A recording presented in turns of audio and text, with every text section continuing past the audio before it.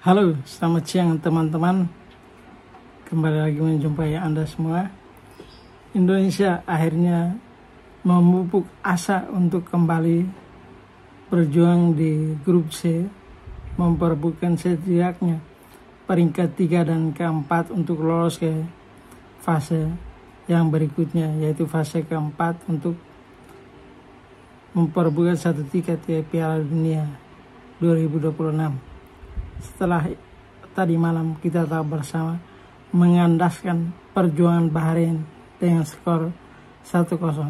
Nah, kalau teman-teman lihat video saya yang sebelumnya, saya cukup emosional mengatakan bahwa timnas sebaiknya bermain jangan menyerang tetapi counter attack. Itu video emosional yang saya bikin karena kecintaan saya akan timnas sama dengan teman-teman juga. Dan luar biasa, pelatih Patrick Kluivert dan tim mau belajar, mau mendengarkan masukan dari sana sini. Mereka tidak egois untuk menerapkan apa yang mereka mau dengan strategi menyerang ala Belanda itu, tapi mendengarkan apa kata fans, apa kata pengamat bola, dan banyak masukan yang mereka peroleh. Dan itu memperkaya wacana mereka untuk meramu, untuk merumuskan strategi yang tepat bagi timnas untuk meredam perlawanan dari Bahrain. Maka tadi malam kita lihat, sebenarnya Indonesia tidak hanya mencetak 1 gol, ada 2 peluang matang juga yang harusnya berbuah gol, tapi tidak apa-apa. Yang penting bahwa kita memetik angka penuh, yaitu poin 3. Dan kemenangan tadi malam luar biasa dan begitu bermakna bagi seorang Ole Romeni. Dia dalam 2 kali penampilan 2 kali juga mencetak gol. Luar biasa ini pemain satu ini. Selama ini timnas merindukan sosok nomor 9, dan itu ada di tubuh Ole Romeni. Dia membuktikan tidak hanya di Australia tapi di Indonesia dia mencetak gol lagi, dan ini menjadi gol kedua bagi dia untuk timnas. 2 kali penampilan, 2 kali gol. Luar biasa. Dan teman-teman, satu hal yang ingin saya sampaikan juga di sini bahwa strategi yang diterapkan tadi malam benar sekali. Kalau kita full menyerang belum tentu kita menang, karena Bahrain juga datang dengan ambisi besar untuk menang setelah dia dikalahkan Jepang 2-0. Maka dia juga ingin menang di sini supaya menjaga asa dia. Nah, tapi apa yang terjadi? Pelatih menerapkan strategi bermain yang cukup baik, cukup efektif. Kita lihat, kita tadi malam dia full menyerang juga tapi dengan hati-hati, dengan tetap menjaga sisi belakang kita. Maka tadi malam coba lihat, penempatan pemain menjadi kuncinya. Usulan kita semua, saya rasa mayoritas kita mengusulkan supaya Rizky Ridho, Justin Hubner, dan Jai Cesar di belakang. Itu ternyata didengarkan oleh tim pelatih. Lalu usulan itu diwujudkan. Luar biasa tadi malam, Rizky Ridho luar biasa bermainnya. Dan itu menjadi satu poin penting. Memang tadi malam kita tahu bahwa man of the match yaitu Ole Romeni. Ya, terlepas dari dia mencetak gol dan bermain bagus sekali, tetapi satu orang atau satu pemain yang juga patut diacungi jempol adalah Rizky Ridho. Bahkan sampai sudah cedera juga keluar lapangan, masuk lagi.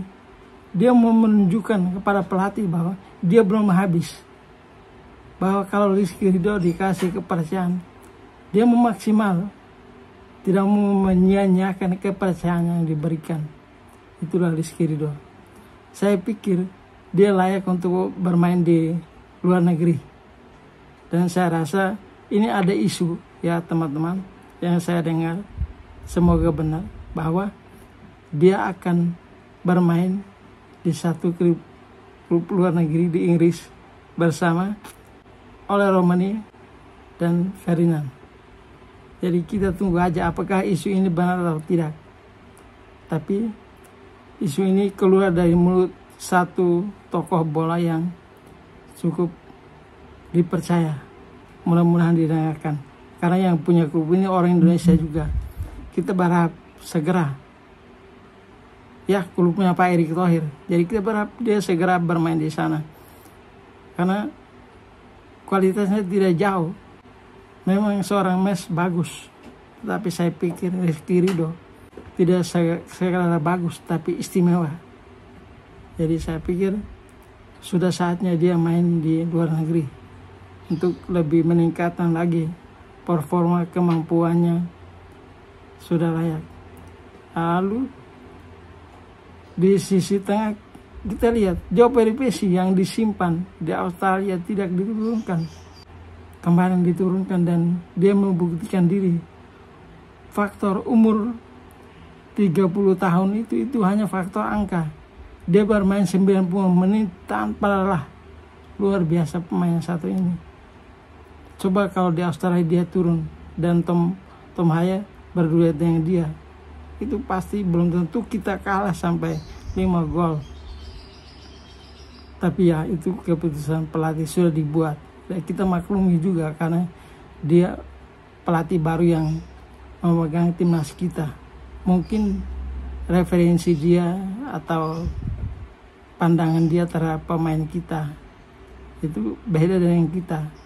Kita maklumi, tetapi kemudian usulan-usulan kita dan teriakan kita di semua media sosial itu didengarkan teman-teman. Jadi akhirnya kemarin Peripeci turun, luar biasa. Ini seorang putar dari kampung saya ikut bangga. Luar biasa, dia menyumbang penampilan yang luar biasa. Jadi kita berikan catatan atau kredit positif untuk Joe Peripeci. Overall semua pemain bermain cukup bagus, cukup rapi, cukup disiplin. Pemain belakang menjaga pertahanan kita dengan baik, pemain tengah juga mensuplai bola dengan baik.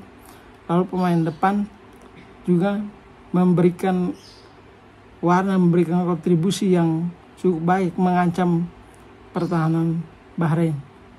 Kita lihat ketika di babak kedua kawan kita dari Papua, ini luar biasa nih anak Papua yang satu ini, Kambuaya. Ricky Kambuaya ketika turun luar biasa kan. Dia memberikan satu assist yang hampir berbuah gol. Itu luar biasa itu penampilan dia. Yang selama ini mungkin banyak orang juga berpandangan, aduh, Ricky ini kayaknya belum pantas deh di timnas. Tapi dia buktikan tadi malam. Ketika dia beri kepercayaan, dia buktikan bahwa dia bisa. Dia bisa menggocek bola, dia bisa mengoper dengan tepat. Persoalan finishing oleh temannya yang kurang bagus itu persoalan lain. Tapi bagi seorang Ricky, dia sudah menunjukkan perform terbaik dia. Itu adalah sesuatu yang patut kita acungi jempol untuk Ricky Kambuaya. Kemudian ya timnas kita secara keseluruhan bermain sudah cukup baik. Kita tidak terperangkap pada strategi menyerang, tetapi bagaimana menyerang pada waktu yang tepat. Kita melakukan counter attack lalu menyerang pada waktu yang tepat. Kita tetap menjaga ball position di kita. Tapi kita lihat di babak kedua Bahrain meningkatkan intensitas serangan, tetapi tidak satu pun serangan yang benar-benar bahaya. Hanya satu yang mengarah ke gol dari sekian serangan yang dilontarkan oleh pemain Bahrain. Artinya lini belakang kita bermain cukup bagus untuk meredam mereka. Artinya mereka tidak sampai menembak bola itu di garis gawang, rata-rata di luar menendang dan kemudian arahnya tidak tepat sasaran, hanya satu itu saja. Tapi itu pun berhasil diblok oleh kiper kita Martin Paes. Jadi kuncinya kemenangan kita adalah ada dua. Yang pertama, komposisi pemain yang pemilihannya tepat sekali seperti yang kita suarakan. Saya juga suarakan di video sebelumnya. Lalu yang kedua adalah penentuan strategi. Tidak ada full menyerang lagi, tapi kita menyerang dengan kehati-hatian, tetap menjaga lini pertahanan kita.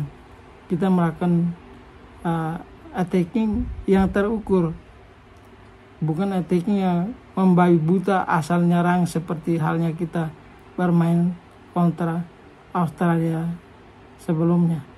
Jadi saya pikir good luck untuk timnas Indonesia, ya untuk kita semua sebagai fans timnas, dan terutama terima kasih kita untuk para pemain yang sudah berjuang mati-matian untuk membela air kita Indonesia.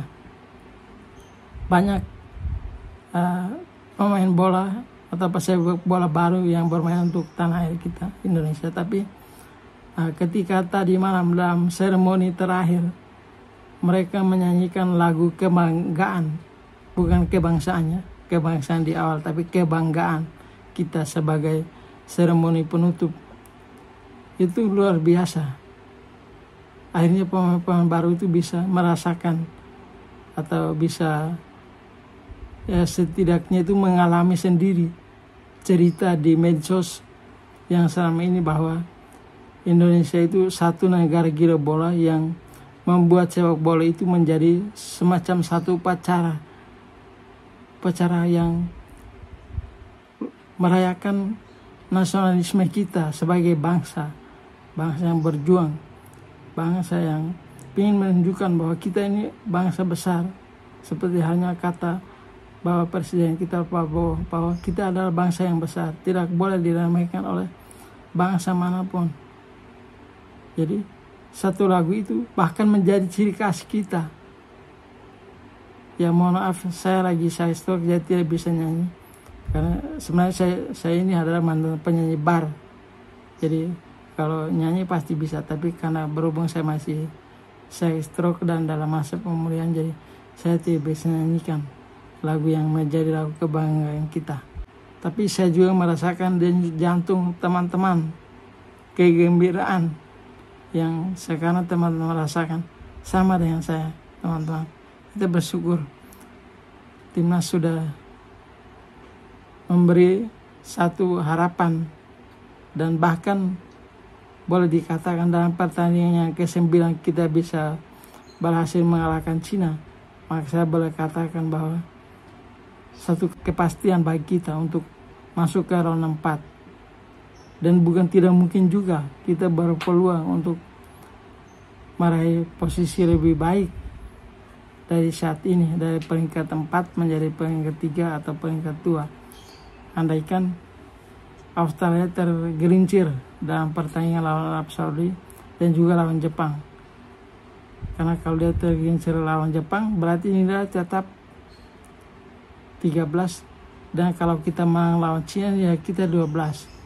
Karena maksimal poin yang kita dapat adalah 15. Sedangkan Cina maksimalnya 12. Bahrain maksimalnya 12. Australia masih bisa punya peluang untuk bisa meraih poin lebih tinggi dari kita.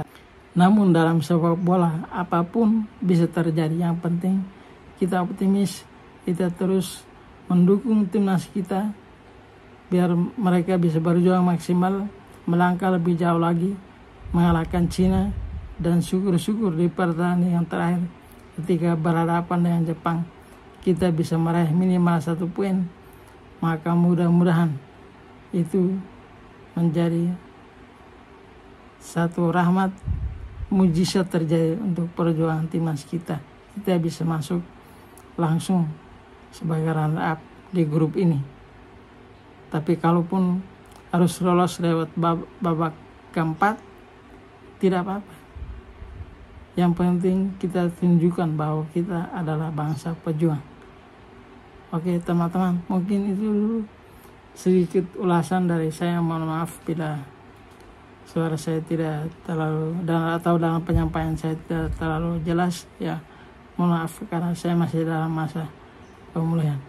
Terima kasih dan Selamat siang.